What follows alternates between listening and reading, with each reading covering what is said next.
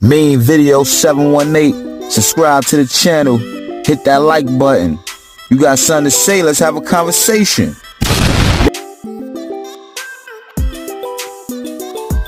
I don't be knowing what be to these people, boy. Like, stop playing knowing what's to me, though. On my homie, like, so there ain't anybody got to do no flogging about robbing no ADAM22, shit, like, on took you got finesse, gang. On shot deal, I ain't never finesse nobody, so I ain't too hot, none of that. Bro, it's $3,000. What's 3K, gang? On Lil Brian, I'm talking 4,000, 5, 6, 7,000 for interviews, gang. That shit was nothing, gang. On my brother, folks. Like I said, apologize to my homie, shorty. On took a grade, gang. Somebody, you want your money back on took a, and since you want to say flogging on Kyrie, and I got to drop the receipts. On took a nigga, I'm gonna drop your PayPal receipt. Stop playing, bro. Know what's going on. Y'all know what's to me, gang. I ain't doing no flogging, gang. You, look, you so mad. He's so mad on Took. He did a lot of dick holding on my dead homie. He dick sucking. He was dick sucking at first on Tuka grade. That just keep it a buck. If I ain't finesse you, gang, on Tuka, now you, oh yeah. Say Cheese paid me more, Goofy, on first grade, so I say ride a white boy for playing with my homie. Go with the black. Let's start with look at him name up. On a pair of these. On a pair of these. You ain't tell me you had to register as no sex offender. Let's start there. Gang. So y'all want me to argue with the who like to touch little kids? You can't be at the parks? Oh, man. How the at Disney World around all them kids, boy? Forgive me. I'm outside the hotel right now.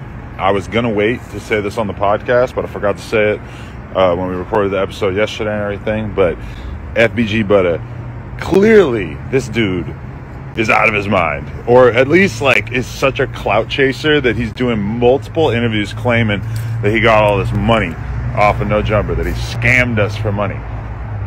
On my mom, on my kids, he got us for $0, and he's now doing multiple interviews claiming that he got us for some money, and it is 100% not true.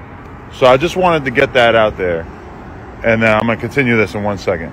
I have watched some of his interviews before, and the kid is definitely funny and entertaining, right? But he's also clearly a drug addict. And he pretty much admits to that. He drinks like crazy in the interviews. He's talking all about popping Zans and everything like that. So it's definitely a possibility that he doesn't even realize that he's lying about scamming us because he's so fucked up that he's just not even aware. But that being said, I've watched his interviews when he's denying being a snitch. And I've thought to myself, like, well, you know, he doesn't seem like he's lying.